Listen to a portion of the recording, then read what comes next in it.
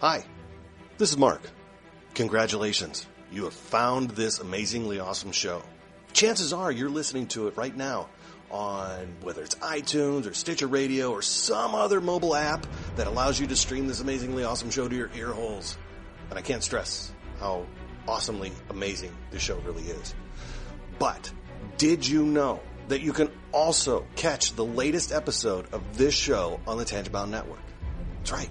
Go check out tangiboundnetwork.com. You can look them up and you can listen to it right there. It's even mobile friendly. What more could you ask for?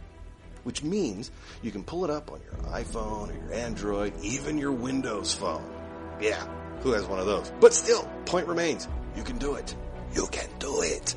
Check it out, tangiboundnetwork.com. Listen to this show, the latest episode, every time. Check it out.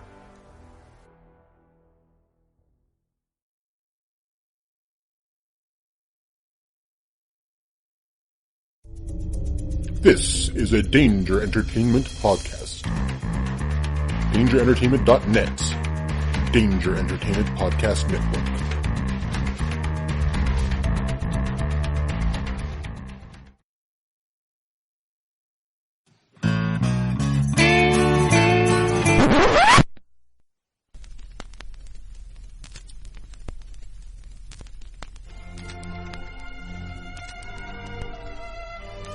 Salty Language presents The Enthusiast.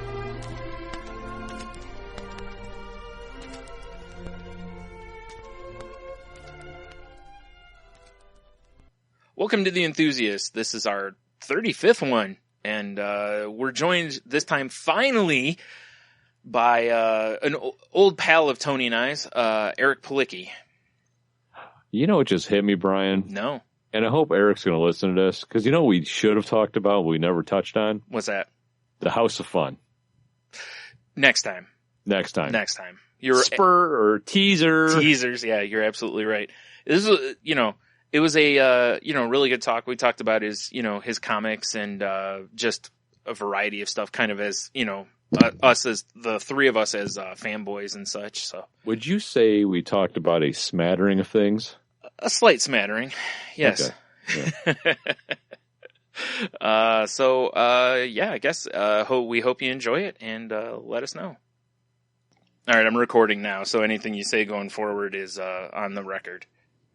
Oh. Excellent. That goes for you too, Tony. Did you need a warning? I thought I was exempt. No, you and I are never exempt. Yeah, it's very true. Yeah, anything we say is subject to release. Yes. Eric, however, might be like, hey, I need you to remove that scandalous stuff I said about scandalous things. I got nothing. I don't know. Super scandalous. Yeah. Sorry, I just ran out of energy before we started. It's over. All right, wrap it up. Time to go home. All right. All right. Yep. Have a beer. Good talk, guys. Yeah, good talk. Yeah. Finally got this done, and it's over that quick. Wait a minute. I swear this never happened before, Eric. I do feel like we've been trying to do this since we were all in high school. Yeah, it seems like it. It does feel like that, right? Like before podcasting was a thing, we were trying to get you on our podcast. It's true. Yeah, we were like, someday down You guys the were road. chasing me around with a big video camera, the kind that actually needed the VHS tape Yes. to be fed into it. Mm-hmm. Mm-hmm. That does sound like us. That was under our Naughty Boy Productions. You would have had Donald Trump tweeting about you at 5 o'clock yesterday morning. So. Yeah. I'm disappointed we weren't part of that. That would have been great ratings for us. But, Yeah, what are you going to do? I just need him to call us a loser, and that'd pretty much take care of it. I think then you get verified, if I'm not mistaken. Just right away. Yeah, I think that's how it works. Someone famous has to call you a loser, and then, boom, instant verification. Not for nothing. But I average about 15 hits on my website a day. And that's pretty consistent. Like, I can usually count on 15, sometimes 20 visitors to my website every day. Mm.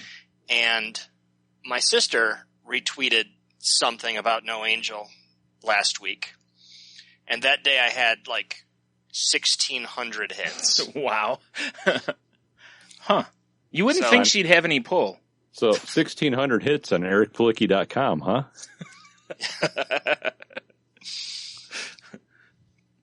Plug. Plug. Yes, ericpalicki.com Huh. Interesting. / Naughty Boy Productions. Wait, we merged? Awesome. It was a hostile takeover, Brian. I didn't have the heart to tell you. Oh. Wait, did we win or did we lose? No, we definitely lost. Damn it. Like usual. I should have known. Naming our company Naughty Boy Productions was probably a step the wrong way. This is true. Yeah, all right. So I guess we'll do as we tend to not do introductions ever. Today, we're joined by our pal Eric Palicki, which you can find at ericpalicki.com, who's done, I don't know, what is it you do? I don't. What do I do? Yeah, don't you sell like hot dogs or something, right? Right, I do sell hot dogs, but when I'm not selling hot dogs, vegan hot dogs. Oh, yeah, sorry, right. I am a comic book writer, Mm-hmm. a writer of comic books, Mm-hmm. with now 3 full graphic novels under my belt, plus a smattering of shorter works here and there. Smattering is a word that we need to bring back. Yeah. It's not used enough, you're right. I agree. It's because there's no emoji for it. No? There is, I think it's the 3 water droplets. I don't think that's what that's for. I've been using it wrong. Oh, so when I send people the eggplant and then the 3 water droplets, that's not, I would like a smattering of eggplant for dinner? Well, it might be, depending on how you interpret eggplant. And what they're interested in having for dinner. True. Yeah. I think you should just take just a sample of it and just start using it instead of the word smattering and just see if people notice that you've made that switch. Right. Okay. Mom, do you get this? Okay, we'll see if that works out. Right. What'll be terrifying is if she's like, oh, that means no. And she just goes into something graphic and you're like, wow, that's exactly what I was going for. Like, nailed it. Yeah. No. No, maybe. I don't know. All right. It So you've been. certainly did take a turn in a hurry. Yeah, it'll do that. That's what we do. Sorry, we'll steer it back in the probably wrong direction again. Yeah. Well, overcorrect. Yes. Oh, yes. Well, oddly enough, our overcorrecting is to just veer right back into the same ditch we were in, or the next ditch. So Yeah, it's, it's usually the elder lean, ditch. lean right into the skid. I yeah, get you. right. It's like, oh, here's the ditch on the right side of the road. It's like, oh, here's one over here on the left. We just can't stay on the road. So, I know as long as we've known you, and we've known you for, I don't know, what's it been, 70, 80 years now. At least. Yeah, because we've known each other since high school, which is Right. Bill Clinton was president when we met. Yeah, So yeah, that's true. Dated. Some of the people listening are like, who? Feel dated. No. So, you've obviously, as well as us, we, not only did we go to high school together, but we also frequented the same comic book shop and played Magic the Gathering and, such, which, so we've known that you've been big into the, funny books and such since, oh wait, I forgot, you don't like funny books. Way to go, Brian. That's your favorite term, right? Oh, I don't mind funny books. Oh. I don't mind any terms for it. I'm not Okay. I'm not pedantic that way. See, he's just flexing all those words. I know, right? It's like, I like it. Everyone's getting a vocabulary lesson. Well, it's like second or third time someone's ever learned anything from this podcast. It's just Bring a us some smattering class. of big words. What can I say? Right.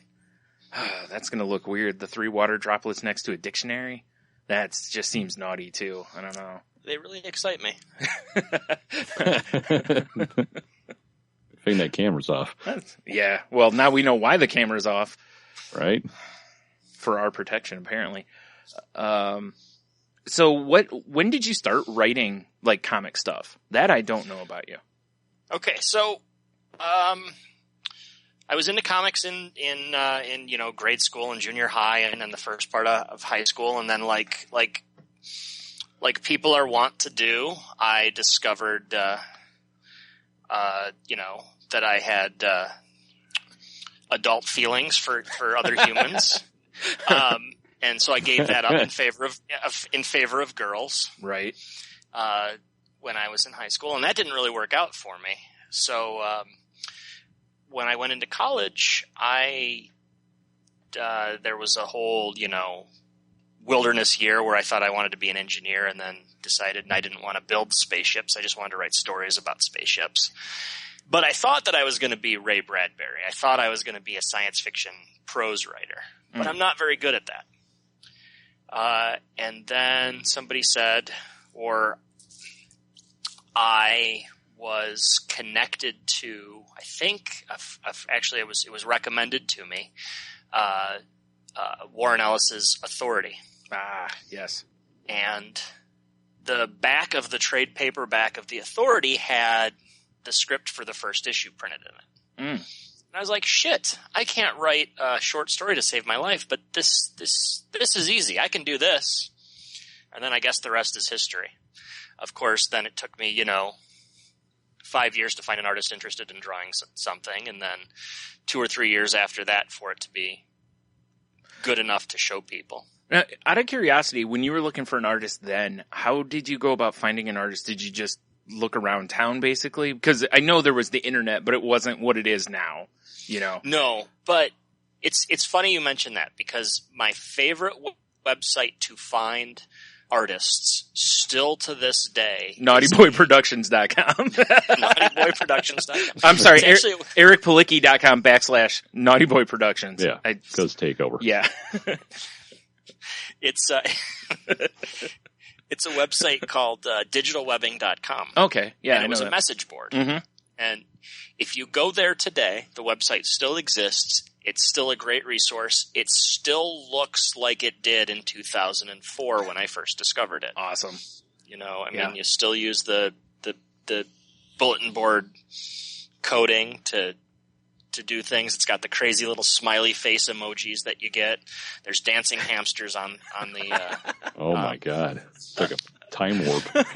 Yeah, the banners are all dancing hamsters. Wow. Now I understand why you like going there. Exactly. It makes me feel young again. Yep.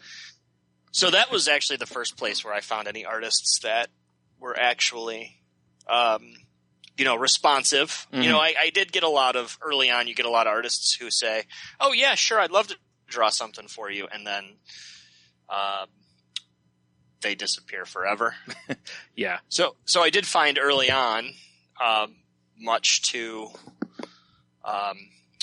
the strain of my wallet and my credit cards, that if you pay an artist, they're much more likely to actually deliver product. That's what? Yeah. That's crazy. Why? I think it's ridiculous. You should have easily been like, this is great for your portfolio. This is going to get you exposure. I'm being very sarcastic because I hate when people are told these things. Anyway. As am I, which is why that's always the first.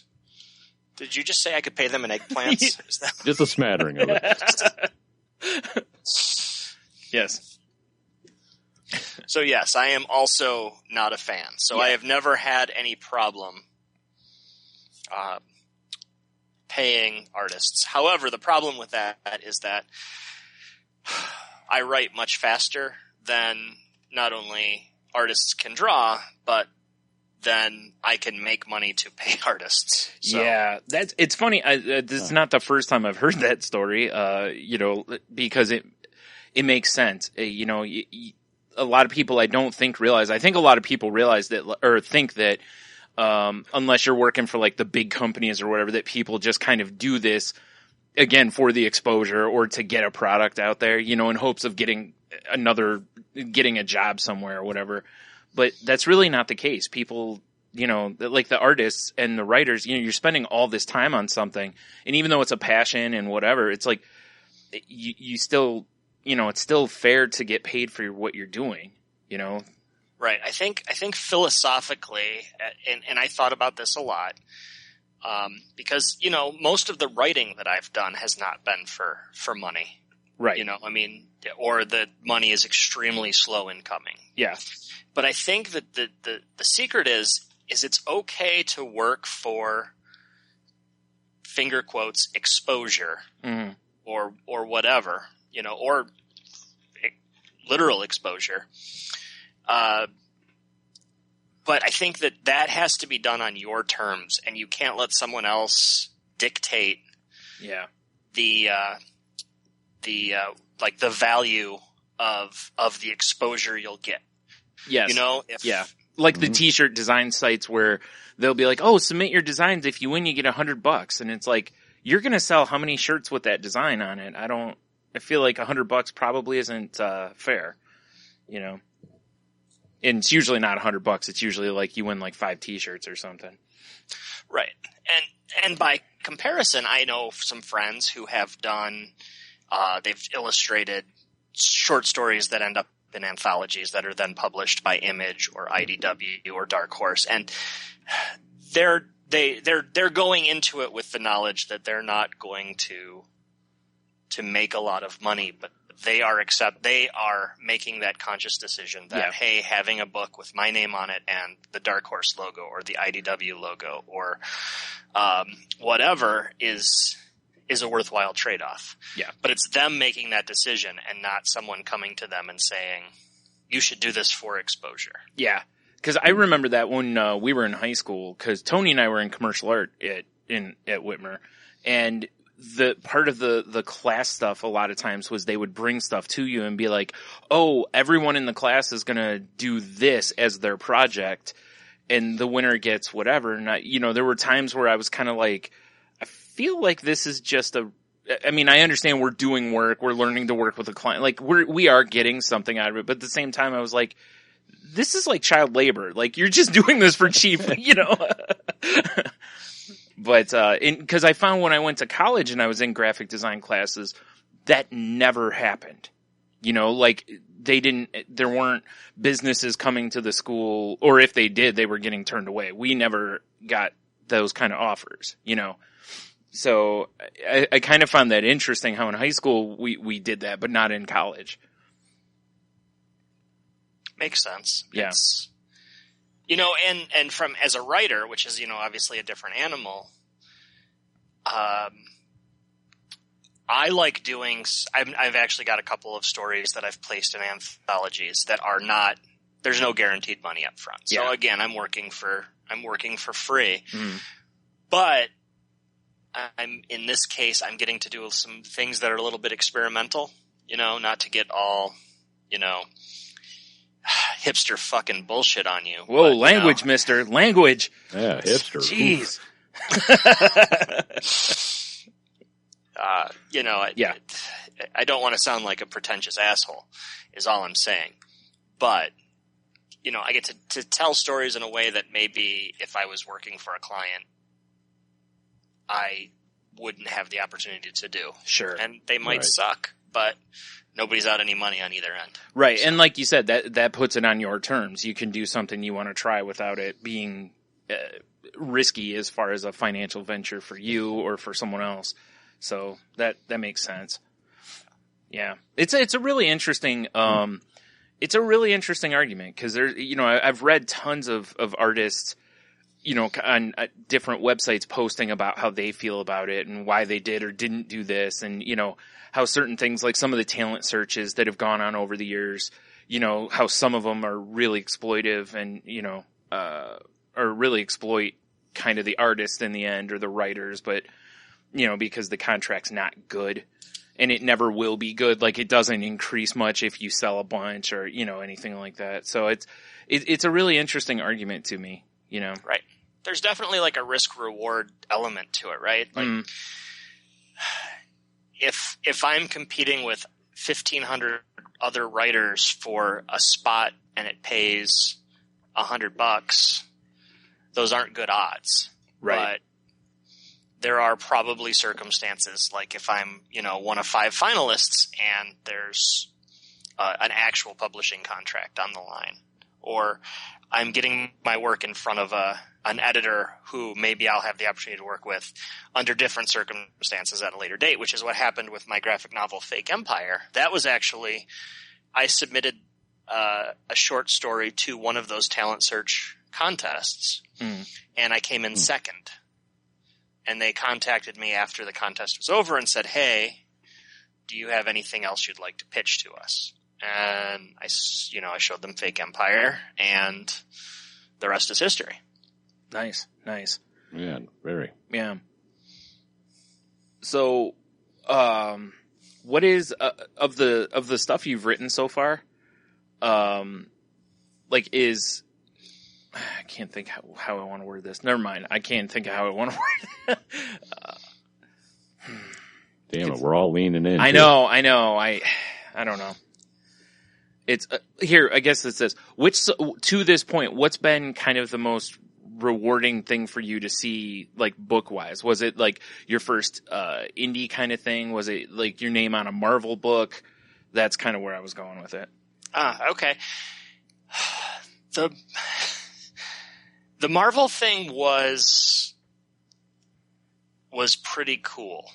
Like, that's not something that ever goes away. Yeah. For the rest of, if it never happens again, that can't change the fact that it happened once. I got to write Kitty Pryde, who I think we've talked about before, is, she was my gateway into the X-Men, not so much during her original appearances, but because of the Pride of the X-Men cartoon from the 80s. Oh, yeah. So that's pretty cool. I got to write eight whole words of dialogue for Thanos, which that's pretty cool. Yeah.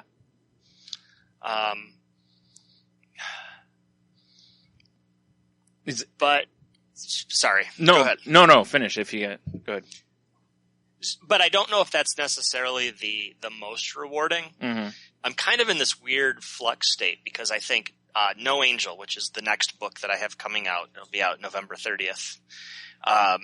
I think it's the best thing I've written. Okay. So I'm really kind of sitting on pins and needles, waiting to see how it's received. Ah, right. Right on. That makes sense. It was, I kind of was asking because I remember seeing Matthew Rosenberg post, like when he got his first Marvel check, like what he did with it. I think he bought like ice cream or something like that.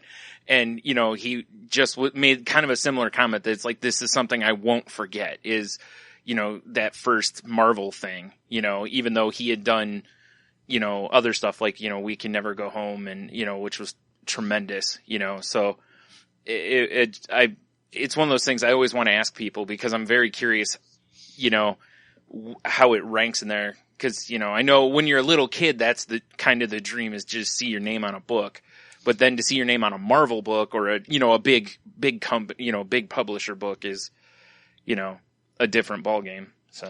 So, Matt and I got published about a year apart and, he is a pretty good friend of mine and has become thanks to the internet and conventions and things. And I'm insanely jealous of him for that moment because in the year between when he landed his first Marvel gig and I landed mine, they stopped sending out paper checks and they do direct deposit only. Oh, that boo. sucks. So you didn't get the actual paper check like he did then. Right. That stinks. That's too bad. They should especially it's too bad they can't for like your first one or something. Just go ahead and send you a paper one. It would be really cool if they sent you a giant one, like a publisher's clearinghouse check. Yes. Stan Lee drops it For off. sure, yeah. Not that he's involved. Joe Quesada's knocking on your door. Hey! He's got the prize patrol, That would be cool, though. That is too bad, though. I mean, it's still cool, but it's not, there is something different about that, yeah. So do you have like a dream character you'd like to write? Holy grail kind of situation? Naughty Boy the comic book. Nice. This question was asked of me just in passing. A friend of mine asked me this. And, for the first 30 odd years of my life, I would have said Batman. Yeah. But over the last 2 or 3 years, I realized that the character I really want to write is Green Arrow. It's kind of like writing Batman a little bit, though. I mean, but it's different, obviously. A little bit. I think that there's a little bit more optimism with Green Arrow. Yes. Yeah, than with Batman. Mm-hmm. Yeah, it's funny because, like as a kid and stuff reading Batman, it was one thing, but then when they kind of switched Batman to that like darker Batman, that's now the kind of canon and, you know, the standard Batman. I always kind of read that with the thought of basically Batman knows that this job is going to kill him, you know, and he's just running into it head first, you know, kind of a thing. And with Green Arrow, you never really get that. Like, he never feel that, like, over that pending sense of doom to the character necessarily, you know? So, I don't know, maybe it's just me.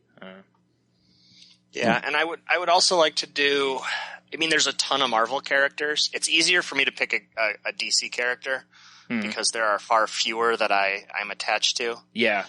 Right. You know, and I got to write Kitty Pryde, which was really cool. I would love to write a full-on X-Men story. I'd love to write a Cap story. Yeah. Nice. Tony and I have a pitch for you about Dr. Doom, actually. No. I don't know if you listened to our episode. We did a thing. Actually, it already kind of got published. So it was, we did on the podcast, we talked about how basically Doom, you know, it was called Doom Behind This Rusted Mask. And it was basically about how Doom is, you know, self-conscious and getting made fun of all by other villains all the time. And Doom's just a bumbling idiot. And I think it wasn't it, do you remember, I think it was Eric Powell did a story in one of the Marvel books, obviously. They had like a group of, like, I can't remember what it was. It was during the Secret War stuff. And, or not, yeah. And, or not Secret War. Shoot, I can't remember.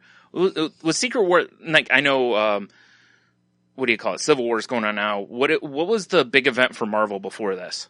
Before Civil War was Secret War. Okay, so I was right. Okay. But anyway, he kind of did a story where it was Doom as a bumbling idiot and getting made fun of. And as soon as I read it, I sent it to Tony, you know, a picture of the thing. And I was like, dude, look, we've, you know, and, because we had done that podcast, like, you know, I'm not saying, and I'm in no way stating that there was any sort of, you know, that I wouldn't dream of saying he stole something from us, you know, but, it was just funny how similar of thoughts there were in the two things, you know, it actually, I told Tony, I was like, this to me feels like the closest we'll probably ever come to having a book published of ours, you know? Exactly. Felt good, man. And by an artist that I absolutely love. So, you know. Well, I think that there's probably a story in there for any Marvel villain at this point, right? Like, they've all been trying for 50 years. Right? Yeah. With a 0% success rate. Yep. Like, at some point, they should just clean house and just have a new generation of villains show up to just point out how inept these characters are across the board. That's true. I think the closest I've seen would be some of the stuff Nick Spencer has written in, what is it? In Ant-Man. I can't remember what that group is now. The Snake guys. I can't think what they're called. Jeez. Not Hydra or no, not Hydra Society. Yeah, I think that's what it is. Yeah, because like they have the they have that app. You know man, I am just blanking left and right today. Jeez, you are not braining very well, Brian. The hench app, I think it's called. You know, to where people can hire henchmen via an app, and it's all, you know, it's and then that society, they basically are pointing out how kind of worthless the other criminals are, and they're coming in with like ruthless precision, basically, you know. And I was kind of had that same thought you were just having. It's like, this is a good point because these villains have been terrible for years. At their jobs, I should say. Not that the character itself is bad. It's just they're clearly not good at their job. Well, what are you going to do when you dress up like a giant wombat or whatever? I can only assume he shows up with the hench app. Probably. I don't know. It's been a while since I read Ant-Man. Yeah. I do miss it, though. Mm-hmm. Yeah, what was the book after that? Secret Six? Not Secret Six. That was a DC book. Yeah.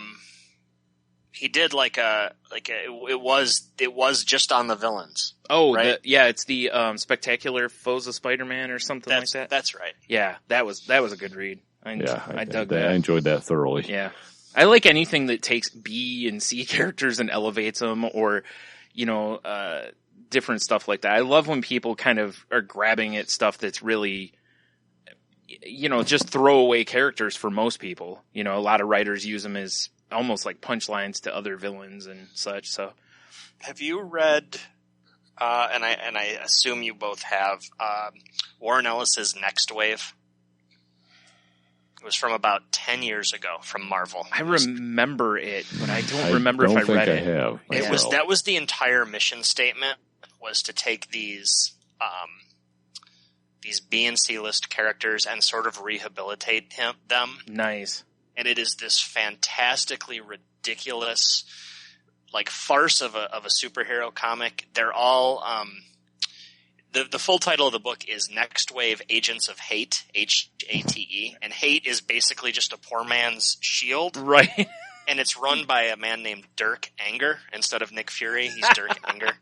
Dirk Anger's a great name, though. And it's Boom Boom from New Mutants, and I guess she's Photon now, but she used to be Captain Marvel, and she was Spectrum. Monica Rambeau used to run the Avengers. Okay. And Machine Man. Wow, this is a real. And a character named the Captain, who was he's basically just a random guy who has the Captain Universe powers. Oh, okay. I thought it was going to be just a Captain America ripoff. It's Captain Crunch. Yeah. But it's fantastic. There's a whole bit in the first issue that is just a riff on why the hell Fin Fang Foom needs to wear pants. Which I actually think was answered in, what book was that? Saga. That's the book I was trying to think of. Because there's right. Yeah. The auto-fillating dragon. Yes. Ridiculous. Comics, everybody. Yeah. Indeed. Yeah.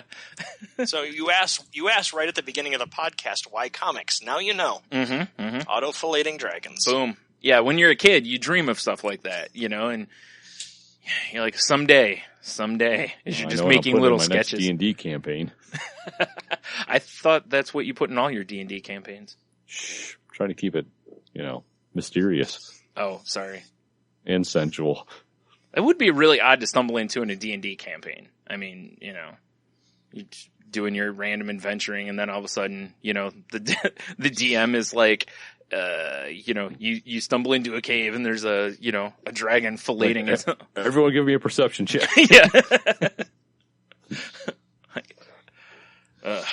That's terrifying. Yes, it is. So let's talk about the books the book coming up. Okay. So you said it comes out. What'd you say? I'm sorry, November 30th. Yes, first issue comes out November 30th. It's a 4-issue monthly miniseries, full color, published by Black Mask Studio. It's called No Angel. Officially, well, I guess I should just stop saying officially. It's co-written by myself and my sister Adrienne, which no one's heard of, right? Right. She and I actually worked on this story together. We basically brainstormed the whole plot and the characters, and then I came back and scripted it. And it's a very personal story, even though there's, it's a horror, it's an action horror book, and, it's filled with lots of fantastic stuff, as my stories tend to be, but it's about sibling relationships and family relationships, because if you're going to co-write a story with your sister, why not? Right. Yeah, makes sense. And it's been sitting on the shelf for about 3 years, and it made the rounds, and Matt Pizzolo at Black Mask initially passed on it because at the time he was looking for things that were a little bit more transgressive and punk rocky. Yes. I could see that. And then about 7 or 8 months ago, he came back to me and he said, "Hey, is that book still available? Because we've been having, more success with stuff that's still offbeat, but a little bit more, he was a little bit closer to the mainstream. Yeah. Stuff like We Can Never Go Home. And I don't know if you've checked out Four Kids Walk Into a Bank, which is in my mind just as good. Not yet. I have it. It's on my iPad. I just have not read the issues yet. So and then we, and then I had a moment of panic because when he asked if it was still available, I immediately said, yes, it is. But we had actually completed the first issue 3 years ago. So I thought I did not think to check to make sure the artist was still available. Ah, so right. It turns out he is. Ari Sayarazad. okay. From Indonesia. And he's probably listening, or he'll probably end up listening and yelling at me for butchering his name right there. That's fair. Yeah. And I deserve it. Mm-hmm. But it's the story of a woman named Hannah Gregory, who grew up in a small town in Wisconsin. And as soon as she turned 18, she bolted and joined the Army, trying to get as far away from her family as possible. And the story starts with her returning home to bury her father and brother, who have just been brutally murdered under very unusual circumstances. And she involves herself in the investigation and discovers that her father may or may not have been part of a weird ancient cult. And this cult believes that they are the descendants of ancient supernatural creatures. And of course she immediately dismisses that. But then, as she digs further, she starts to realize that maybe the cult is right. And I don't want to say anything more. Sure. Interesting. I like this. Yeah, I'll definitely be checking it out. But, it's definitely, like I said, it's very personal because, our father is part of a really weird ancient cult. Yeah. And stuff like that. That believes that they're from. Yeah, it's pretty, from what I know of you, the story sounds like it's, follows, pretty tight to your life. Yeah, it is pretty it's pretty much autobiographical. Right. Huh. Interesting. Yeah, because, for those who don't know, Eric leads a very interesting life and, man of mystery. We can't say any more than that, of course, but, you'll just have to don't read. Want to spoil the surprise. Right, you'll just have to read the books, exactly. Yeah. Code name Naughty Boy. That's a terrible. I wish my camera was on so I could throw a smoke bomb and disappear in the other room. That'd be pretty cool. We haven't had anyone do that yet, No. So that would be the ultimate way for someone to go when we're interviewing them. They're just like boom, smoke bomb, and then that's it. Their Skype disconnects or whatever. That'd be interesting. So, out of curiosity, Skype gimmick. It would, yeah. What would have happened had if the artist wasn't available? Would you have to redo the whole first issue? We would have. Thankfully, we don't have to answer that question. Yeah. We probably would have looked into. I think first recourse would have been to see if we could find an artist who had a similar style. Yeah. Right. Ari has a style that's very reminiscent of like Sean Phillips from Criminal. Mm-hmm. It's kind of a grittier style, or Jason Copeland. So there are some artists out there in the world that maybe we could have enticed to do the book. And if not, if we felt that, we couldn't get something that was close enough, we would have started over. Yeah. Okay. I've wondered that before because I've known a few writers over time that will have like a first issue as like the pitch issue, kind of all done and whatever, or they they have the money to get one issue done but don't have money to keep going forward, and then the artist gets busy doing other things because they've got to eat and everything. So so you'll forgive me in advance for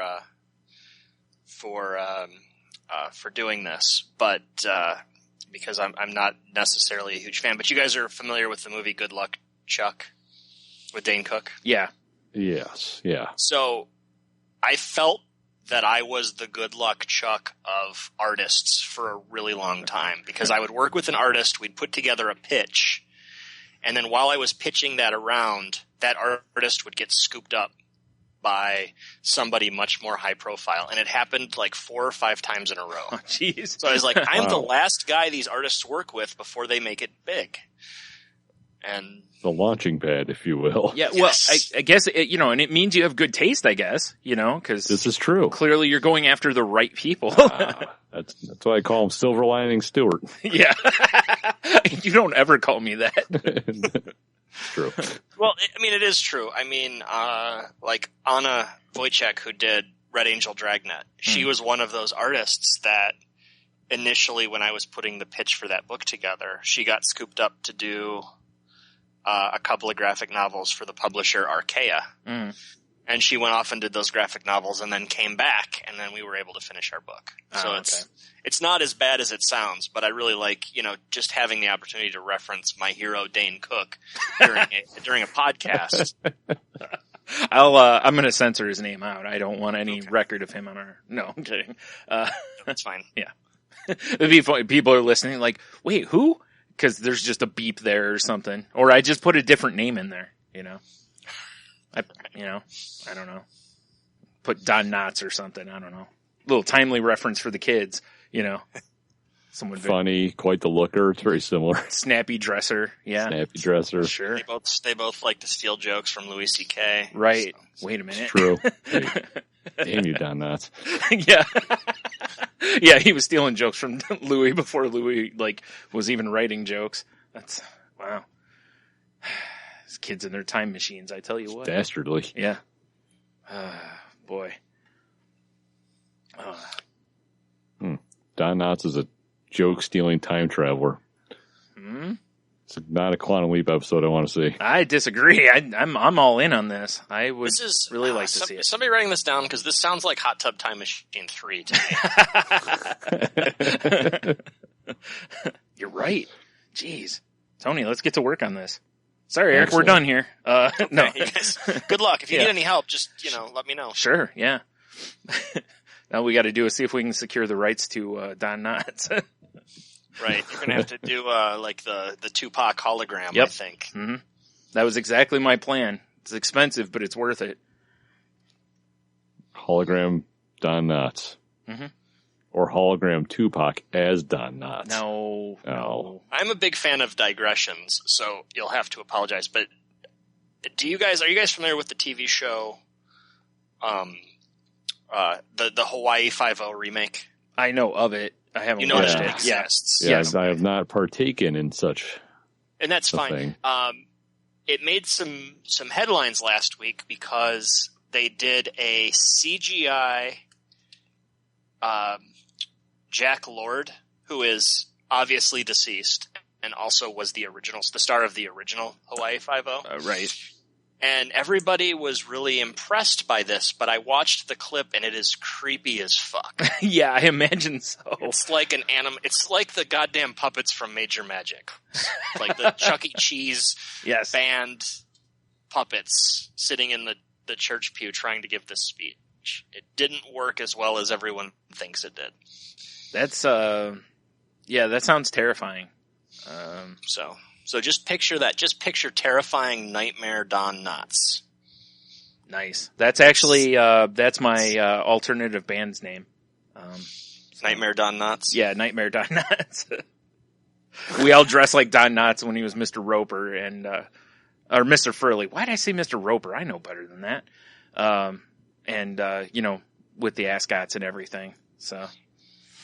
Wow. I don't know. I'm looking at a still image of it. Loving it? I don't know. It is a little, I'd have to see it in the context of the video, I would think. But as a still, it's not bad.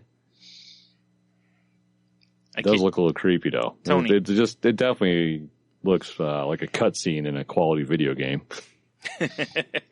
All your base belong to Jack Lord. That is terrifying. Yeah. All right, now I'm scared. You've officially scared me now. Sorry, by the time we get done writing our pitch for the Don Knotts project, it'll you know, all the technology will have like tripled, so it'll look more realistic. We'll be all right. Oh, perfect. All right, good. Phew. Yeah. No? No. Fine. Well, I think Don Knotts is a pretty easy, like, there are a lot, I can't do it, but there are a lot of people who have a Don Knotts impression. Yeah, that's true. So you could just have like a Charlie's Angels scenario where it's just always Don Knotts on a telephone answering machine. Oh, I thought you meant all of the angels were Don Knotts, because that's where my brain was going.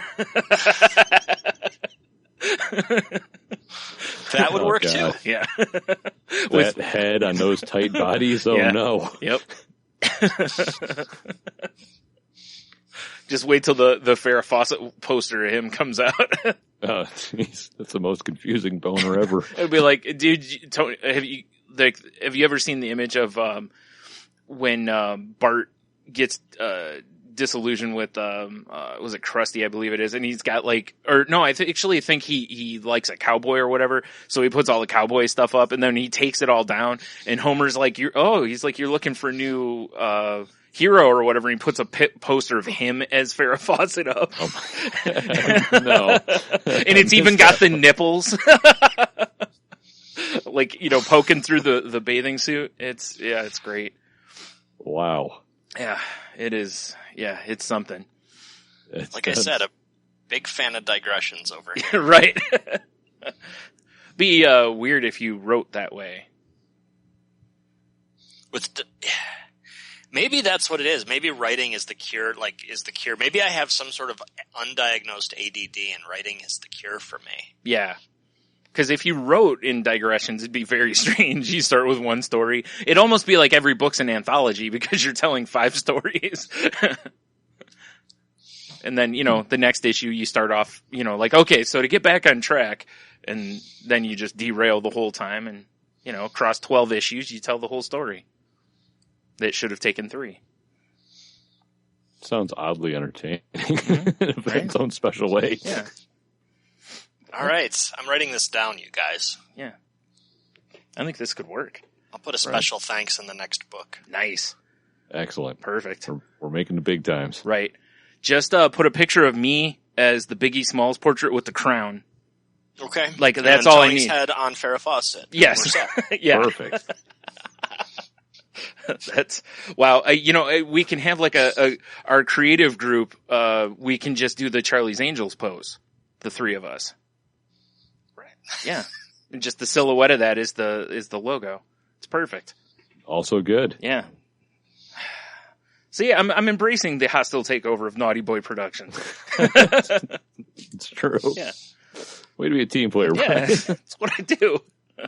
Well, what choice do I have? I mean, it was, you know, it's assimilate or die. So, you know. Yeah. There you go. Mm-hmm. Oh man.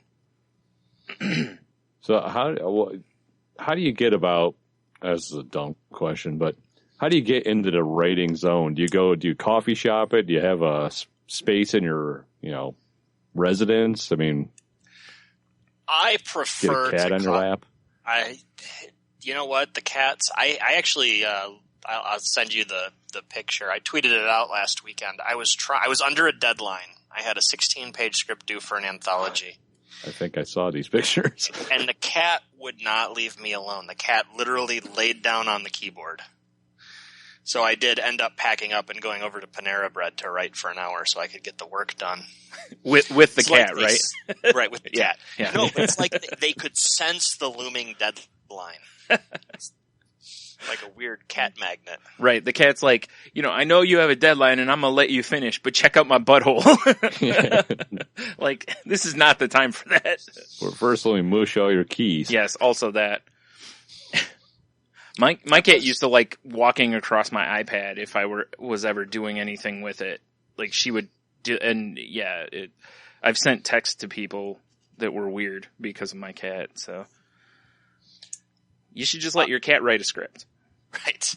The other reason I like to get out of the house is, like right now I'm looking at the house and I'm thinking to myself, I should really do the dishes, or I need to do laundry, or holy shit, this place is a mess. I better get the vacuum out. And,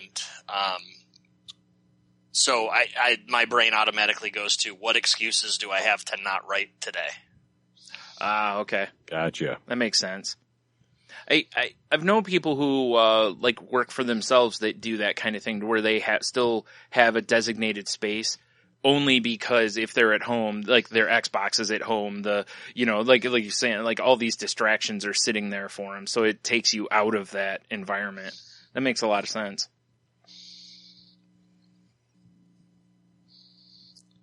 Yeah, it's much easier that way. I also get a lot of writing done, and it's okay for me to say this because no one from my day job will listen, but I get a lot of writing done at the day job. That makes sense. Nothing wrong with that. Right, while you're selling hot dogs. Yeah. Exactly. Yeah. Like, Siri, Sorry. take a note for me. Yes. Pickles. No. So when you and your sister started working on this, is this something you guys have done over the years? Like, did you guys ever have, like, where you'd be hanging out and just kind of pitch to each other, basically, just noodling around, basically? Well, she absolutely is one of, a half dozen trusted confidants when it comes to, like, when I'm trying to break a story, when I'm trying to, like, can I make this work? I'll take an idea to her and I'll say, like, okay, here's the idea, here's the characters, here's what happens, and here's the ending. Do you think this can work? And she's very enthusiastic, but she's also honest. And for better or for worse, she always kind of distills stories down into, like, the Hollywood formula. Mm-hmm. Like, there has to be a guy and a girl, will they, won't they element. It's really hard to think of a show where that doesn't exist on some level. Yeah. She's right. That is pretty much when you pitch a show in Hollywood, those are the things that you absolutely don't have a choice in including. Yeah, that makes sense. Unfortunately. Right. Yeah, because how many times has someone said that about a movie or something, I feel like they put in this element of, like, the love interest or whatever. And so, yeah, that makes sense. So even if it's, and if it's not there, people will try and imagine it. Yeah. Like, oh, there's a male and a female character. They must secretly want a bone. Yeah. Of course. Sure. Yeah. Well, I just cut out the characters and just, make them make kissy faces. Right. Yeah. Right. Because, Paper dolls. Yeah, because I assume that they, have adult feelings for one another. Well, of course they do, Yeah. Brian. Yeah. They just want to, have a smattering of fun. It's like Dark Helmet playing with his, Spaceballs toys. Yes, that's exactly what it's like, because they have a huge head. So it's pretty similar. There you go. I thought so. Mm. So is this the first official project that you guys have worked on together? Yes, officially this is the first project. Right. Earlier this year I published a graphic novel called Fake Empire, which, like, we had done some very early talks about the story that eventually became that, Mm-hmm. about maybe doing that together. But the story that I ended up writing doesn't really bear any resemblance to what we had talked about. So I can't count that one. Right. That makes sense. Yeah, that's fair. Yeah. It's really cool that, like you said, with her being, in your inner circle of, trust there, that, she can bring those elements to it, which, like you said, for better or worse, that, it makes you re-examine what you've put down, like in a way that, isn't just telling you you're great, or isn't just telling you you're awful, like, Right. And even if I'm gonna leave out the romance element, or even if I'm going to leave out, whatever other thing she thinks, you would need in the hypothetical Hollywood pitch, Yeah. like, at least I'm conscious of it. At least I'm aware that, like, it's not there, but I'm moving ahead anyway. Well, have you ever, like, I don't know, like, this is where, like, do you imagine your properties as, like, a TV show or a movie at any point? And I don't mean, like, in a daydreamy sense, but I mean, like, hey, in the event that this happens, I kind of want to have, I want to prepare in case they want me to put that in there.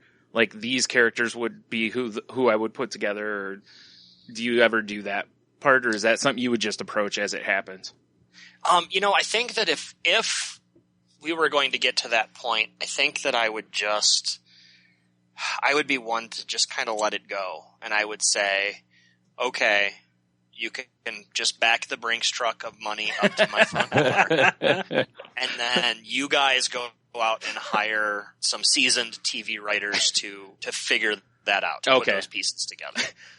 When you said that with the truck, it reminds me of, again, it's a Simpsons thing, when Krusty, like, when he's selling out, and someone's like, Krusty, how could you? And he's like, they backed a dump truck of money to my house. And he's like, I'm not made of stone, or something like that, so yeah, I can understand going that way. Yeah, for sure. And that's, I should say that is a gross exaggeration. Yeah, of course. Most TV options are realistically between $5,000 and $10,000. Not to get too inside baseball here. No, it's fine. We had Ryan Brown on here, previously, and he talked about that process, cause I think he sold, not Ryan Brown. Jeez, why did I say him? Evan Dorkin.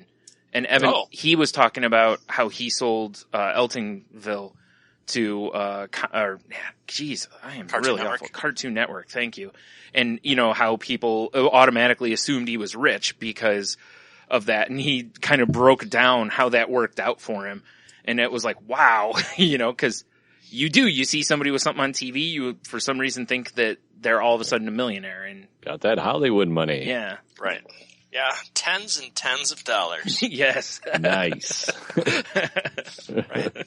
I'm not eating off the dollar menu anymore. Especially when you take that, that check, and then you divide it up between, writer and artist, and if you happen to be someone who has an agent, I don't, then they get a cut, and before you know it, it's like, yeah, I can pay my cell phone bill this week. Yeah. Hey. Like, hot damn. Yeah.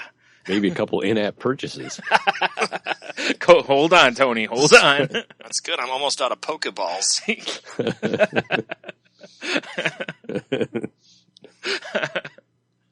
Oh man, that'd be such a story. Like, so what'd you do with your big TV contract money? Well, I spent $5 in the Pokemon app and Sick. paid my cell phone bill. Yeah, it's not at all like referencing Simpsons when the guy who created Itchy and Scratchy sues the studio and buys the solid gold car. Yeah. Yeah. It's unfortunately not like that. Someday. Only in dreams. Someday, I know. So when you're not writing or day jobbing or swatting cats off your keyboard, what are you doing? What's your go-to activity? Well, with my girlfriend recently having relocated to Seattle, my go-to activity has been I've gotten back out into running. That's a thing that I do. Mm. Right. Sounds terrifying, right? Yeah, yeah, it is. I wish that I had like a really cool, like story, like I spy on the Nazis in Cuba, like Hemingway used to do, Look, or I'm a big game hunter. Who's going to check into you spying on the Nazis? Like, right. Okay. Well, I spy on Nazis in Cuba. There you go. I'll just edit the other part now. It just sounds great. Yeah, that is cool. Or do you need us to edit out the spying on Nazis part? Because it seems like you probably shouldn't put that out there. No, I think, yeah, that's true. I mean, what if Nazis are listening to our show? They don't like podcasts. What kind of podcast is this? We don't know. We're still determining. So, it's funny. You mentioned that you had Ryan, you said you were going to have Ryan Brown on, and I thought, oh, that's a really good get. That's really impressive. And then you were like, oh, I'm sorry, I meant Evan Dorkin. I'm so impressed with that. Yeah, it's funny. And both were awesome guys. Like we had like a 12-hour chat with Evan Dorkin. It was insane. I'm exaggerating slightly. It was a really long, good chat though. It was so cool for us because, being milk and cheese fans from back in the day, and I've enjoyed his, oh man, I can't think of, I can't pull names today. God, his stories, with like the animals. Beast of Burden. Beast of Burden. Yeah. Thank you. I really enjoyed reading those, and the Eltonville Club was cool. And, so it was really awesome. It was like when I reached out to him, he was just going on like a Twitter rant one night, and I was like, I'm just going to see if he'll do the podcast, and just shot him a thing on Twitter. And he was like, send a thing back a few hours later. It was like, yeah, just remind me, cause I'll forget. And that was it. So it was awesome. Yeah, it was, and Ryan Brown, Tony and I were a big fan of, I can't, oh my God. God Hates Astronauts. God Hates Astronauts. See, I can't pull any names tonight. I can drop them. I just can't get, so yeah, it's been a lot of fun. It's cool seeing who you can get sometimes. And, there's been some where it hasn't worked out quite so well, but whatever. Yeah. Yeah. The old not every baby turtle. Right. And then, sometimes we work with somebody for like 12 years to get them on the show, and, Right, and then it's really disappointing. Yeah. All that Nazi spying. Yeah. Oh, he likes to go running. That's great. Boring. Fuck. That's actually, I'm gonna, the description for this is just gonna talk about, how you have cats like to go running, and that's basically it. And some with Nazis. Yeah. And love eggplant emojis and the water droplets. But I'll actually use the emoji, of course. Perfect. Yeah. Yeah. It's accurate. Right. That's how it should be. So how's it been, like, as you're doing like the Comic-Cons and stuff, like as a writer, not just going and attending, but how cool was it for you to kind of transition to that side of the table? Is it kind of blown your mind being over there, or is it just like, it's just work or whatever? So it's a little of both. Right. It's cool to have people approach me with books, especially now with the Marvel thing, which is, for the listeners at home, I did one 15-page Guardians of the Galaxy story, and it's awesome. It was so awesome to do, but it's just the one story. But it's still really cool when people come up to your table to get something signed that they didn't immediately buy from you, which is really cool because I'm so used to that kind of like that hustle where I am just constantly trying to get every person that comes into orbit around my table to buy something. And to justify my own existence, either for the sake of my wallet or the sake of my ego, like buy something, please. But now, you occasionally get people who bought the book at Barnes & Noble or at their comic store coming up and asking to get it signed. And that is that's the coolest part of it. Yeah. As far as like the sales part of it, my dad and my uncle and my grandfather are all big flea market. Okay. Flea marketeers. Sure. So like I've been on the other side of the table helping them out since I was a kid. Yeah, me too. My parents did that when I, for a long time too. So yeah, it certainly helps. It is, we've talked to a few, like people we've had on here about the hustle of, especially when you're not, cause we've had some of the guys, I know, some of the people from Source Point Press and stuff, right?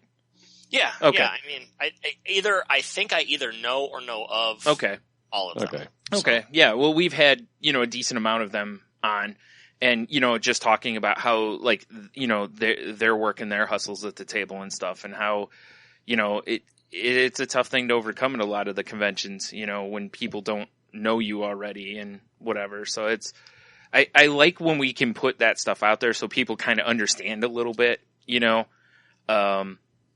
both sides of the table, and, cause we've talked shop with Travis from Source Point, and stuff about kind of the sales and how important pre-ordering books are, which I know you're, you constantly push on your Twitter, because I don't think for years and years and years, and all three of us have worked at a comic shop. Did you realize then how important pre-ordering was for books? I didn't. Yeah, I didn't not. either. And we Right. worked there and we didn't understand that. Yeah. It's, and it's, Diamond is such a broken system. Like, Yes. The fact that there's a monopoly, although Yeah. I guess it doesn't count as a monopoly if no one else can do the job as well. And,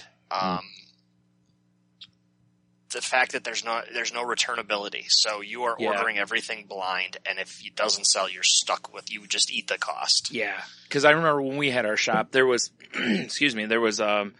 each month there were certain books you could return, like you had to tear the covers off and you return the covers. And, but the books, it wasn't a lot, and we did it because, you're trying to get every cent you can, Right. Right. but you're right. It really stinks that you can't put a good display out there without essentially emptying your wallet as a shopkeep, Right. And it's a gamble. And right now we have this embarrassment of riches out there. There are so many good books being published. It Yeah. would be impossible even for, like a huge store, like a Midtown Comics in Manhattan Yeah. to carry everything.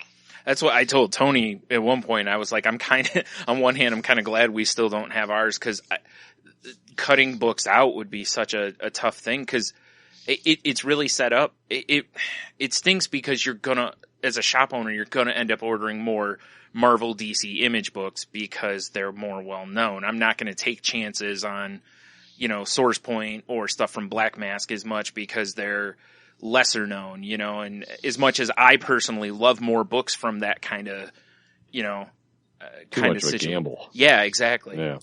It's, But at some point, I do have to look at the retailers out there, and I have to say,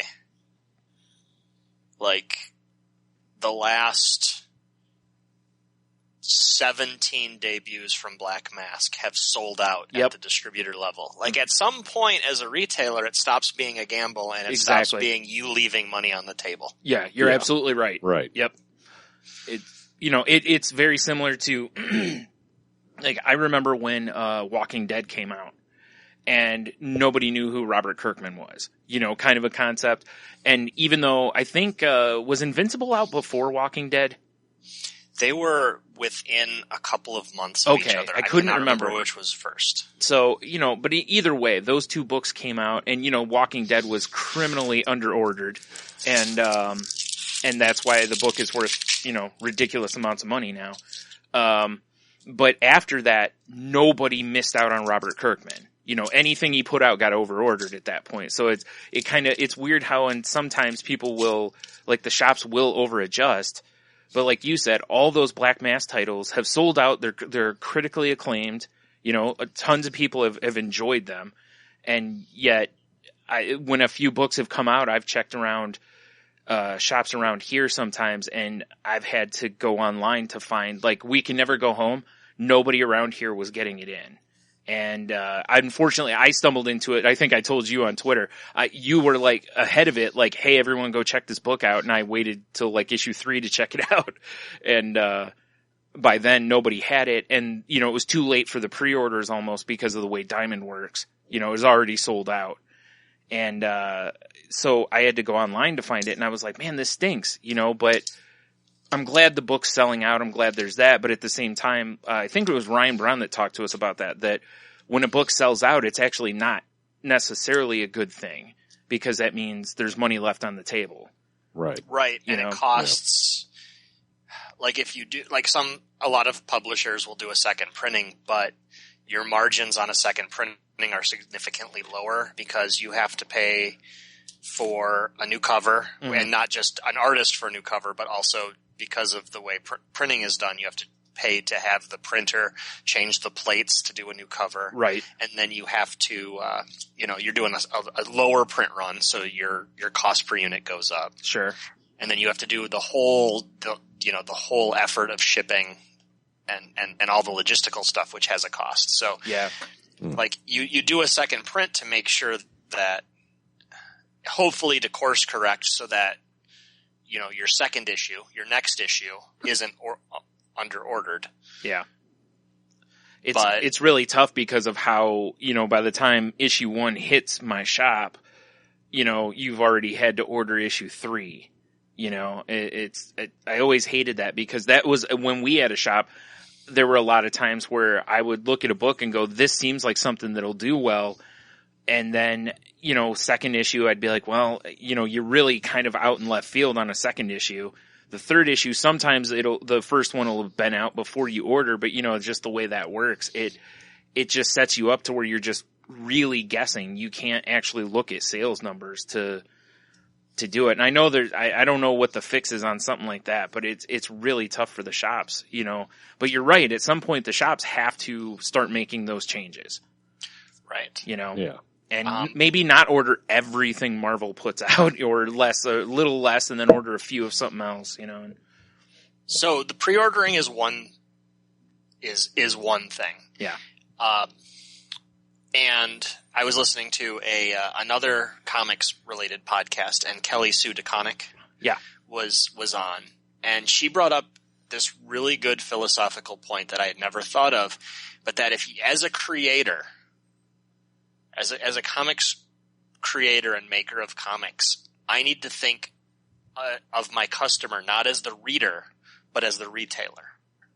So if I can convince the 2,000 shops in the United States that my book is worth ordering, then it becomes their job to sell it to the 30,000 or so, or 40 or 50,000 readers out there. Yeah, that's very true. Right. Huh. Yeah, you're right. I hadn't thought about it that way either, but you're right. That is technically the way it would work.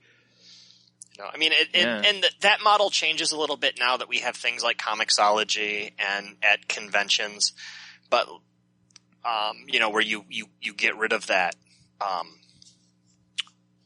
that buffer, the retailer between creator and customer. Right. Yeah. But to that end, I spent all of last weekend addressing envelopes and sending out preview copies of No Angel #1 to retailers. Right. And, we have, retailers that have previously shown an interest in Black Mask books. Mm-hmm. And there are some stores, including a couple there in where you are, that just don't seem to show an interest in ordering. Yeah, from that publisher. When I asked about We Can Never Go Home, again, this is when number 3 came out. I had emailed a few shops, and I actually got from one shop, they actually were like, never heard of it. And I was like, really? This is like the hottest book right now, and you don't know of it? That was kind of weird to me, how you can exist and not, it's like, wow, you're not on top of the, like, clearly you don't go on the comic sites and stuff, like Newsarama and stuff like that, because they constantly were talking about it, So I was like, wow. And then they were like, well, I can see if I can order it. And I was like, well, I'm sure you can't. Cause, I unless it's a second print. I was trying to get first prints cause, I'm like that. Because first prints. And I did. I have a full run of them all first prints. So, but it's coming back. It's coming back next year. Yep. I know. I'm excited about that. It was a great book. I really dug it. But yeah, you're right. It's one of those companies. I've talked to people about Black Mask a few times and kind of been like, you should check their books out. Cause I've read, a handful of the books from there. I'm like, there's some quality stuff in there. And, but a lot of people, they don't see one of those big 3, or not even just big 3. Cause, like IDW has their own thing and, there's some in Dark Horse and whatnot, but it's, they don't recognize the Black Mask logo. And they should, because there's quality stuff coming out of there. So, I don't know.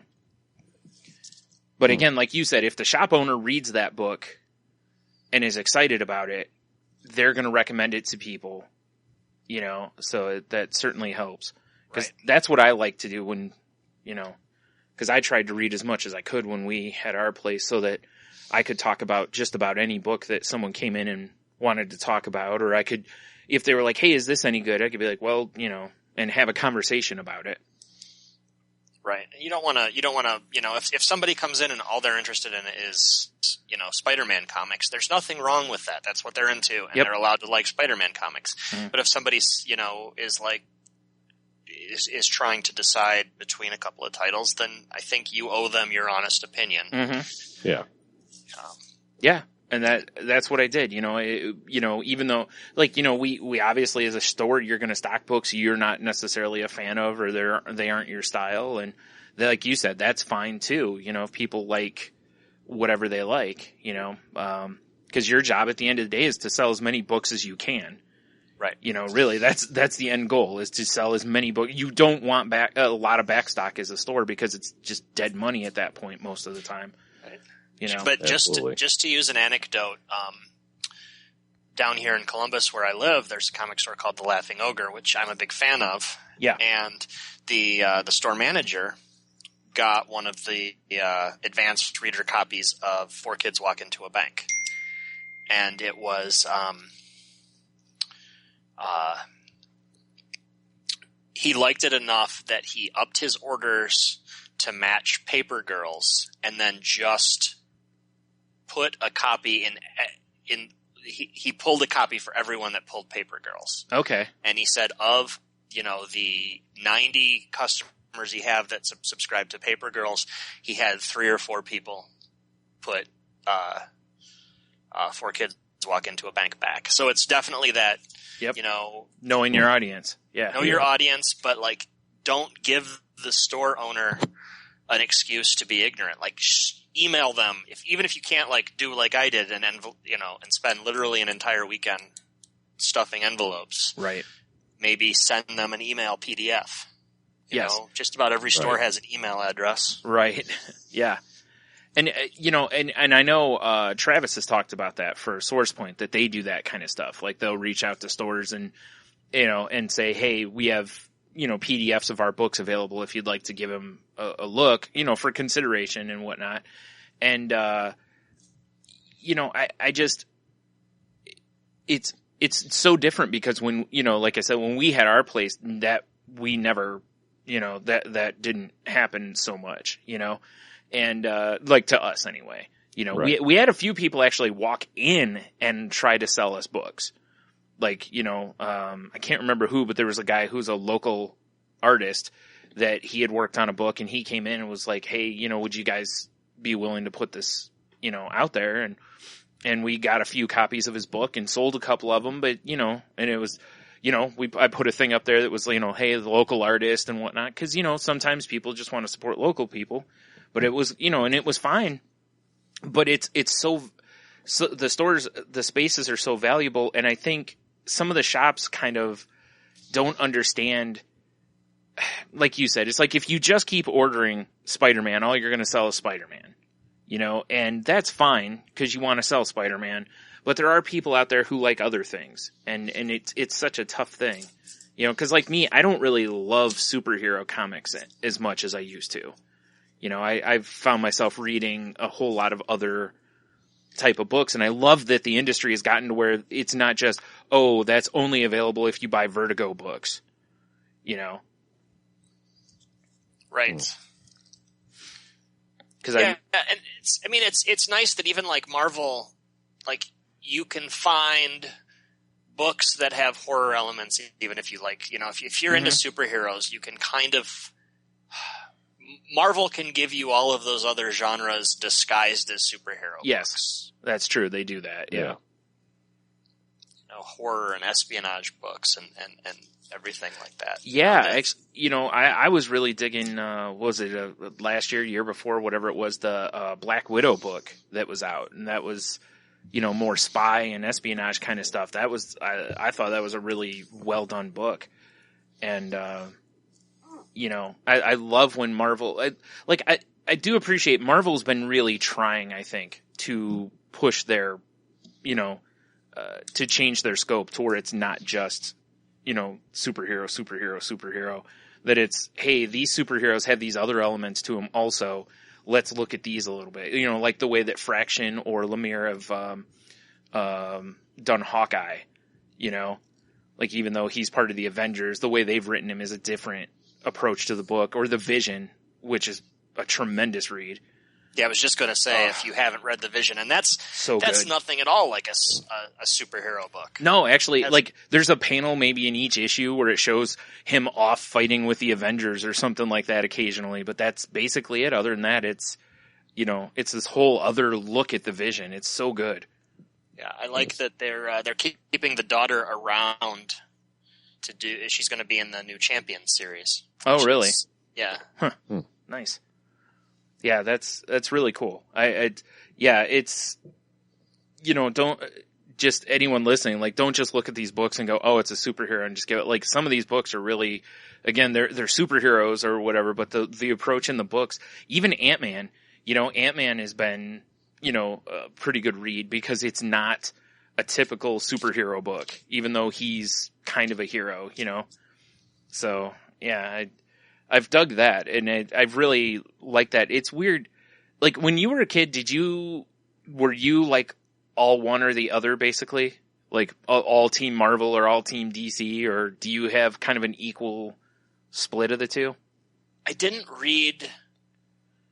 I read barely any to no DC during my first run. And I think part of that was I used to buy my comics before I discovered comic stores from the 7-Eleven that was at the corner of Lasky and Secor. Right. I was actually going to guess, Right on. I was going to guess 7-Eleven because I used to get quite a few books there too. And I would walk down there and, with my $5, I could buy 4 comics. Right.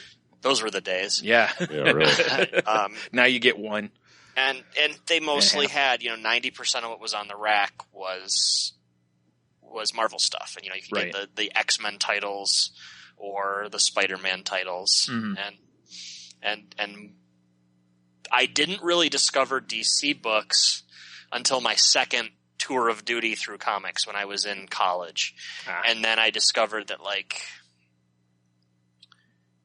it wasn't the characters that I was really into, it was the creators. And then I started paying attention to the names on the books, and then it mattered less whether I was Team Marvel or Team DC. I was more Team Warren Ellis or Team Grant Morrison. Sure. That makes sense. I think I did the same thing too. As a kid, the books I got were like that, or like my brother read comics. So a lot of times, I'd get to read his books, and he read a lot of the standard characters. He read, Superman, Batman, X-Men, Spider-Man, all that kind of stuff. So those are the ones I really read. And then in high school, when I really started getting back into books, because, the shop all three of us worked at, opened, I was like, cause when Tony and I were little, there was a shop right near us. And then they closed, and there wasn't one within walking distance or super close. It was not that far, but it wasn't that close either, Were you guys King's kids? Yep. And we lived right over, right by that area. So we would go there all the time. And, so when the other place opened, it's like I was an adult, I was working a little bit, for the shop and stuff. So I had some money. And then I started looking at all these other books that were coming out, because that was around the time Vertigo started to launch, and like the first time I read those kind of books, I was like, this is what I want. Cause, even as a kid, I wasn't reading the same books everybody else was reading. I tended to read more like adult fiction, like, I don't mean adult as in erotic, but Yeah, you did. Okay, I did, but Naughty Boy production. No. So, when that stuff came out, or Wildstorm and stuff like that, and some of the Image stuff, I was just like, this is way more what I'm into, and I honestly think I got to where, like, I think overall, I barely read DC books. Like, over the years, I just have not been a big DC guy, other than Batman. That's a book that's almost always a book I read. Now, do you remember what your first book was, Eric? So I do remember very, I remember 3 stories, and I'm not sure which one was first. So I remember a friend of mine had a copy of, I believe it was Wolverine. It was either 36 or 37, and it was Wolverine versus Lady Deathstrike. And Lady Deathstrike is this ridiculous-looking character. Yeah. That somehow the artists that have done her well still managed to make her look cool. Yes. Like, I mean, her superpower is that she's a cyborg with really long fingers. Yeah. Yeah, this is true. And oddly enough, those fingers are like razor sharp too, aren't they? Yes. Yeah. Even though they're covered in skin. And, like, I was just blown away by how ridiculous she was, and yet they made it work. Yeah. And then I had a friend in grade school also, different friend, who had inherited a box of early to mid 80s comics from his, I think it was an uncle. And I say inherited, I don't mean like the uncle just gifted them to him. So we would just sit around his room and read these books. And there were things like the original Wolverine miniseries that Claremont and Frank Miller did. Sure, right. But the book that I really gravitated to out of all of those was the original Armor Wars series. Oh, geez, right. Which doesn't exactly hold up. Right. But it's still such a cool concept. It's still something that I could even see them revisiting in the Marvel Cinematic Universe. Yeah, sure. I could see them doing that too, because they could, obviously, like you said, the story from that didn't hold up, but that'd be easy enough to fix. So, and then the first comic I do remember very distinctly. The very first comic I ever purchased was from that 7-Eleven, and it was Uncanny X-Men 275, and it had this really cool. It was like the anniversary edition.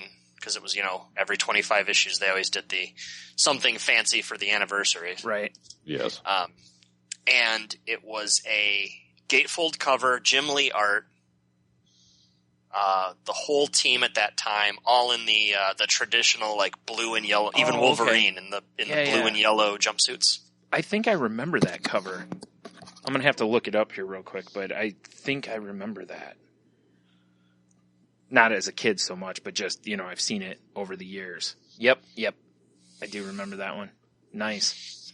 So, and yeah, and that's I think why, like, Iron Man, the X-Men are my go-to Marvel characters. Yeah. As a fan, like I said, we talked about my dream characters earlier. Right. So. That makes sense. That was kind of where, I remember reading Iron Man as a kid because my brother, I remember reading, some of the stuff in the, when Tony Stark was a raging alcoholic days and, some of that stuff. And, just looking back at that, realizing how at the age I was, it was probably not, and I don't want to say inappropriate, cause it's not that. It's just, I didn't grasp the heaviness of the topic, I was just like, I don't get it, whatever, because I didn't know what an alcoholic really was in those days. So. We do now, though. Yes, very much so now. Thanks, Iron Man. Yeah. Yes, it's all his fault. How about you guys? First book? Remember? The first book I remember reading was a Superman book. And it's like this, I can't remember what it is, but it's like this lizard alien thing on the cover, and it's black and white, and he's in Superman's costume, because in the book, he actually steals Superman's costume. Like, Superman's actually butt naked walking around, looking for clothes. And I can't remember what issue it is, but I haven't been able to find it for sure, but I've also not looked that hard. But I remember that, and I believe it was like a 75-cent issue. I think it was one my brother had, from whatever, or, somewhere in that range.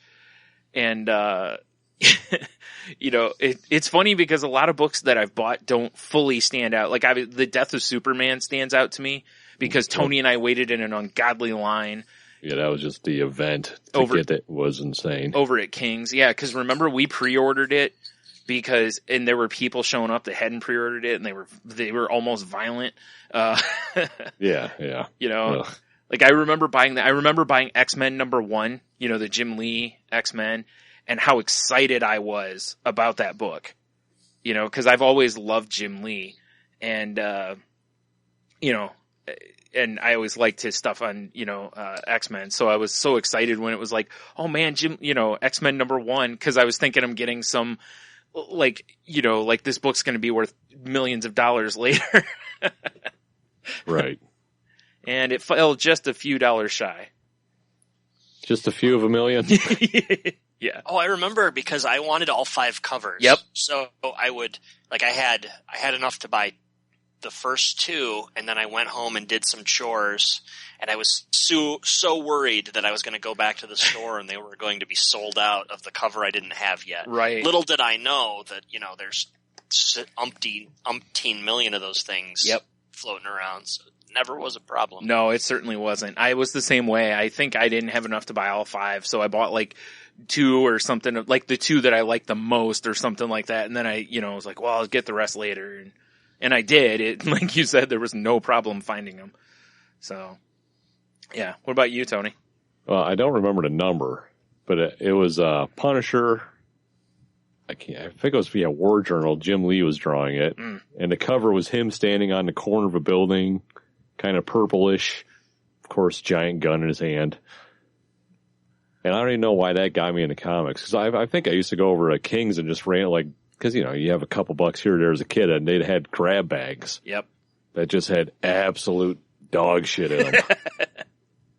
I remember you and I spent a lot of money on those grab bags. Yeah, I was like, oh, sweet. Another Kickers Incorporated. Super Pro. Awesome. Yeah. Yeah. But I think eventually I pulled that out of one of those, and I was like, what is this? This is a whole different world now. Yeah. I actually think what got me into it. I actually think that's actually what originally got me into Jim Lee, was you having that book and me seeing his art, and I was just really digging it. Because the 2 artists I remember the best from being a kid were Jim Lee and that was a little older, obviously. But when I was a little kid, my brother had the Frank Miller Daredevil stuff. And I just remember seeing it, and it was just like, this isn't like anything else that's, you know, out there, and I just fell in love with it. Absolutely. Yeah. Now at King's, were they honest about those grab bags, or did they lure you in with the promise that there was, like, somewhere in one of the grab bags there might be a first appearance of whatever character? I don't remember them doing that. I think it just was like grab bags, how much ever. Yeah, like, 6 books for a couple bucks or something. Yeah. And, young and dumb, you're like, that's an amazing deal. Yeah. You know? Well, I mean, in fairness, we did enjoy reading a lot of it. So, I mean, it wasn't a terrible deal either. No, but I mean, in hindsight, some of those books that came out, oof. Yeah. Yeah. Big money. Big money. You betcha. If you consider quarter books big money. Yeah, I don't remember there being anything like luring us in. I think we just did it because of it was more books than, the value part of it is what lured us in, I think. Not like the old, loading up the magic card machine, like, hey kids, there's a Siobhan in there. What? They all dump a bunch of quarters in there trying to find it. Yeah. Right. Nothing like that. No. The good old days. I stopped shopping at King's because I had a subscription service there, and they wouldn't hold a Superman for me, a Superman 75. Oh, really? Yeah, that's, I took my business elsewhere after that. Wow. I guess it's okay to talk a little smack about a store now that sure. It's, yeah, I don't imagine anyone from there is listening, or even if they are, they're out of business, so it doesn't matter. They're probably like, we were dicks back then. Yeah, sorry. Very likely. They did try to assuage me with the that they did save me a Bloodshot #1. They were like, that's going to be a better book anyway. Still took my business elsewhere after that. Yeah. Oh man, I bet, was that the Bloodshot with like the chromium cover? It was. It's the Barry Windsor Smith chromium cover. Oh, I remember that. That was something. I mean, they were right. That is a much better book. Yeah. But, try telling that to, how old were we then? 12? Probably. Somewhere in that range. Yeah. Yeah, it wasn't going to fly for sure, you know. I remember also, like, when, the return of Superman, the white bag, I can't remember which issue it was, but the one that was in the white bag. Mm-hmm. When that came out, I was actually, we were doing a flea market in, Louisville, Kentucky at the time. And, I remember it came out and I was freaking out because I'm like, I'm not going to be able to get this book. It's going to sell out, I'm doomed. Yeah. But it turned out actually at the place we were at, there was a comics dealer there and, they had issues of it. So, of course I bought 2 because, got to have one to keep nice and one to open and read. So, yeah, I ended up buying 2 and, I was like, oh man, my dad's like, you're worrying about this way too much. Shut your mouth, Dad. Yeah. You don't know what's important. It's like, but it's a Return of Superman. It's the, and then, yeah. And then Mullet Superman. So, whatever. Yeah. Yeah. All right. Well, we should probably, reminiscing. yeah, we should probably wrap up here because we asked you for an hour of your time and we're pushing well past that. That was okay. I really appreciated it. I am, as I said, very lonely here with my cats. Perhaps the cats and I will go for a run later. Do you take the cats out for a run?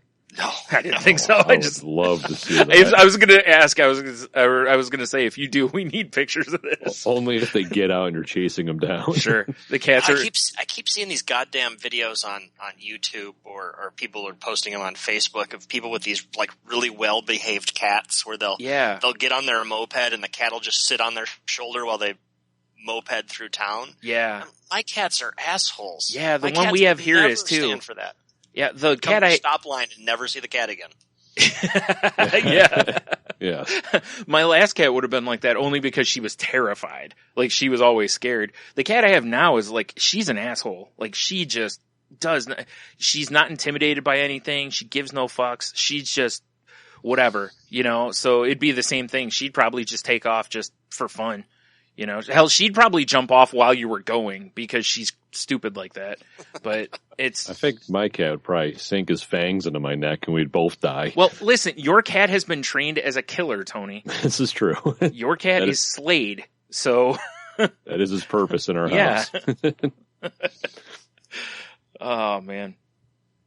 So anyway, but yeah, thanks again. And, so do you want to, pimp your wares one more time? Yeah, actually do want to say, obviously visit me at ericpalicki.com, where I talk about upcoming projects and things and appearances. And then I'm also very active on Twitter, almost to a fault, at epalicki. And, you can check out my first 2 graphic novels are, if you see me at a show, you can buy Orphans or Red Angel Dragnet, but otherwise they're available digitally at Comixology. And then, my Guardians of Infinity story was reprinted in a trade paperback, called Guardians of the Galaxy Tales of the Cosmos. Fake Empire is still available at finer comic stores as well as Amazon or BarnesandNoble.com. And then I hope everybody will check out No Angel #1. And then of course subsequently 2 through 4, beginning in November. No. Nope, you're just hoping they'll check out #1. It's 2 through 4. My vegan hot dog stand is Naughty Boy Hot Dogs. Yeah, right. It's not a good name for a hot dog stand. Or hot dogs. Or it's the best. Or maybe it's Eric in hot pants selling hot dogs. You'd think he'd outgrow it, but he just keeps clinging to those hot pants. Well, Cuban Nazis love hot dogs. It's full circle. It's true. Oh, man. So this has been fun. It's been good to talking, catch up a little with you. Let's do it again and not another 7 years from now or however long it's taken me to get on your show. I like this idea. Yeah. This is a fine idea. Right on. So. All right. Well, it was really good talking to you, gentlemen. Yep. Thanks again. Thank you. Yep. And I'm sure we'll see you at some sort of comic event at some point again. Mm-hmm. Yeah, one hopes that I will make it to Fantasticon this coming year. Yeah. Yep. Indeed. Yeah. All right. So, thanks to Eric for joining us. That was a good chat. It was a good chat, and it's been a long time. Too long. I agree. It has. And it was almost comical at one point how long it took us to make this happen. Yes, considering we've known him forever. Well, and I'd see him like on other, hilarious. I would see him on like, other comics podcasts, Be like, really? Well, no, there was a couple times I sent him something that was, just having a little fun. So it's cool. We got this out of the way, and, definitely check his stuff out, folks. Cause, not only is he a friend of ours, but stuff's good too. So, yeah, definitely. And if you don't like it, then complain to him, not us. No, yeah, at ePalicki on the Twitters. That's remember. Right. Yep. You check out saltylanguage.com. We'll have all his links right there for your viewing pleasure. Right. Under Naughty Boy Productions. Naughty Boy Productions. No, probably not. And it would be hilarious if he put a tab on his website that said Naughty Boy Productions. It would be great. It's like a picture of a hot dog cart. Yeah, right. But it sounds like he's going to be, we'll talk to him again in the future. Maybe we'll just pop on randomly. Mm-hmm. That's a good idea. Yeah. I like that idea. Yeah, sure. Because we talk enough stuff that he's certainly versed in, so there's no reason we couldn't. Yeah. Exactly, right? So, yeah. So I guess with that, hope you enjoyed it, and we'll check you next time, and take it away, Annalise.